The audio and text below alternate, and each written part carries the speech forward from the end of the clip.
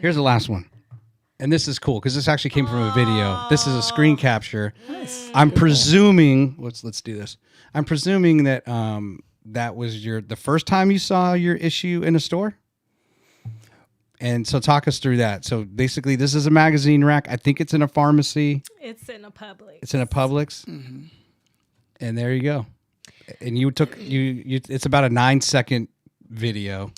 Yeah, so CJ took this video and we had established this distribution relationship months ago. And when the relationship had been established, we would, after a couple weeks, we would go into the stores and check all the time. Yeah. And then finally we were just like, it's not in there. We don't know what's going on. And both of us were just super disappointed, right? It's in Birmingham at the processing center. At the processing center. Even the distribution goes through Birmingham. Yeah. It doesn't, but so this is a Friday evening. CJ, we do a movie night with our kids. And so CJ was on snack duty. So he went over to Publix to buy our family all types of snacks so that we could enjoy movie night. And he texted me this video, and our magazine was in our Publix right down the road. And I just couldn't believe it. I literally burst into tears when I saw it because it has just been, it has not been easy starting this magazine. And every single thing that we've done, it has been a lot of work involved with it, on the back end.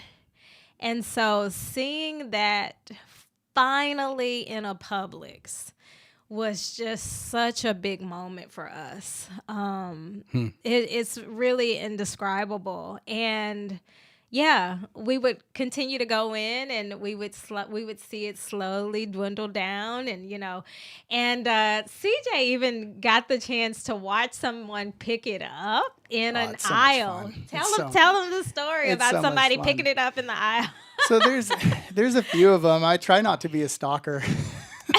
But I do have a few of these stories. I mean, anytime I see somebody engaging with it, I kind of hold back and watch. What you got there? And then I do. I'm like, oh yeah, honey, what do you think about the magazine? And I have a little chat with them, and so I mean, I've done it in that Publix right there. We had a Best Lawyers feature, and there was I think a young woman and her mother behind us, and they grabbed it off the rack and started talking about it, and they actually said, I'm in here. And I'm like, oh, really? Oh, that's cool. And we started looking at it, and we didn't, let on that we were the publishers of it initially.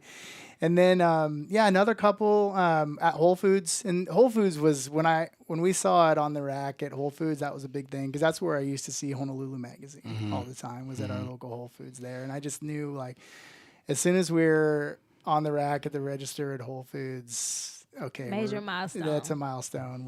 We're good. Yeah. And we are now here at all of them. So that was a huge one. The other flip side to that, the great thing about that photo and what it reminds me of is that was the first time seeing it in a location that I didn't have to deliver it to.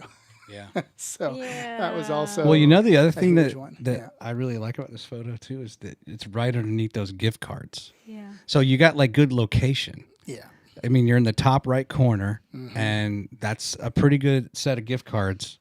Eye-catching. That are there for you, right? I mean, they hooked you up, I think, as far as location. Yeah, so many of our retailers have been great like that, and they sell out. That's the other thing. Really so we've had to dial in the numbers, but location is a huge part of it, right? As people need to see it. Like Barnes and Noble, they fly off the rack there, and they have treated us. At both locations. Both locations. They've been so good. They've been the best. They give us our own little rack, and it's right there when you come in the door on your way to the coffee shop, and it's like new and noteworthy in our own space, and that's cool.